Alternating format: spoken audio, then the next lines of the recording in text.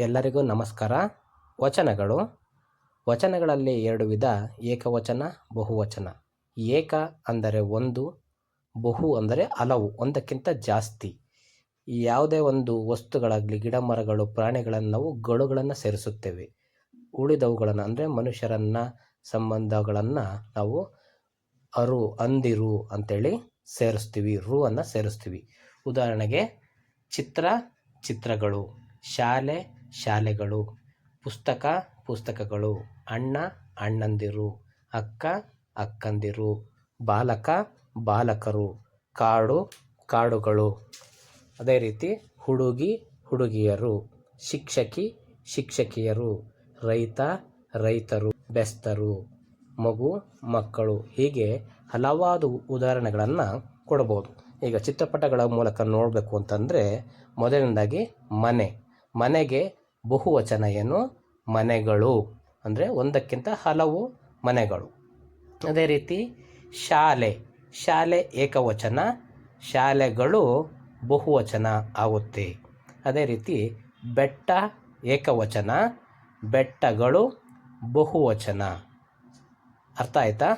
ಅದೇ ರೀತಿ ನಕ್ಷತ್ರ ಏಕವಚನ, ನಕ್ಷತ್ರಗಳು ಬಹುವಚನ. ಹಾಗೆಯೇ ಮರ ಏಕವಚನಕ್ಕೆ ಬರುತ್ತೆ, ಅಂದರೆ ಒಂದೇ ಮರ. ಬಹುವಚನ ಹಲವಾರು ಮರಗಳು. ಹಡಗು ಇದು ಏಕವಚನ, ಹಡಗುಗಳು ಬಹುವಚನ, ಒಂದಕ್ಕಿಂತ ಹೆಚ್ಚಾಗಿದ್ದಾವೆ ಹಡಗುಗಳು. ಅದೇ ರೀತಿ ನದಿ ಅನ್ನೋದು ಏಕವಚನ, ಬಹುವಚನ ನದಿಗಳು. ಅದೇ ರೀತಿ ಮುತ್ತು ಅನ್ನೋದು ಏಕವಚನ, ಬಹುವಚನ ಮುತ್ತುಗಳು ಅಂತೇಳಿ ಬರುತ್ತೆ. ಪಕ್ಷಿ ಅನ್ನೋದು ಏಕವಚನ, ಪಕ್ಷಿಗಳು ಹಲವಾರು ಪಕ್ಷಿಗಳು, ಒಂದಕ್ಕಿಂತ ಹೆಚ್ಚು ಬಹುವಚನ. ನಾಯಿ ಅದು ಏಕವಚನ, ನಾಯಿಗಳು ಬಹುವಚನ. ಅದೇ ರೀತಿ ಹಾವು ಅನ್ನೋದು ಏಕವಚನ, ಬಹುವಚನ ಹಾವುಗಳು, ಒಂದಕ್ಕಿಂತ ಹೆಚ್ಚಿರ್ಬೋದು, ಒಂದಿರ್ಬೋದು, ಒಂದಕ್ಕಿಂತ ಜಾಸ್ತಿ ಇರ್ಬೋದು. ವೈದ್ಯ ಏಕವಚನ, ವೈದ್ಯರು ಅನ್ನೋದು ಬಹುವಚನ, ಯಾಕಂದರೆ ಇವರು ಮನುಷ್ಯರು.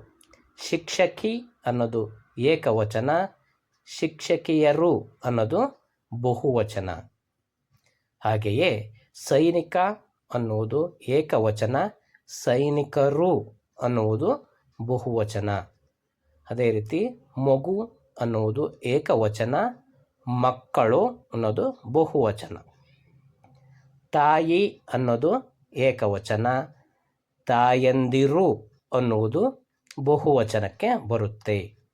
ನನ್ನ ಚಾನಲ್ ಇಷ್ಟ ಆದರೆ ಸಬ್ಸ್ಕ್ರೈಬ್